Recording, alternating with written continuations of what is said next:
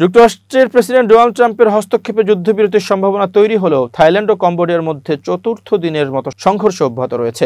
বিতর্কিত সীমান্ত নিয়ে চলমান এই সহিংসতায় এখন পর্যন্ত অন্তত ৩৩ জন নিহত ও 2 লাখের বেশি মানুষ বাস্তুচ্যুত হয়েছেন। বার্তা সংস্থা এএফপি জানিয়েছে, শনিবার গভীর রাতে ট্রাম্প 2 দেশের প্রধানমন্ত্রীর সঙ্গে ফোনে কথা বলেন।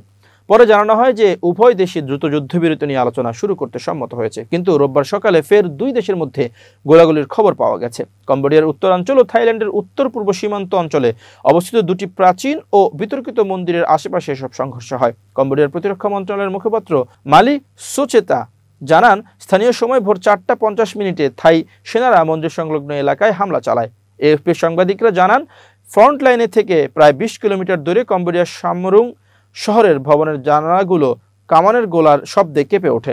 অপরদিকে থাই সেনাবাহিনীর উপমুখপাত্র রিচা সুকসুয়ানান বলেন, কম্বোডিয়ান বাহিনী ভোর 4টার দিকে গোলাবর্ষণ শুরু করে। তিনি জানান, 2 পক্ষই কৌশলগত এলাকাগুলোকে নিজেদের নিয়ন্ত্রণে নিতে লড়াই চালিয়ে যাচ্ছে।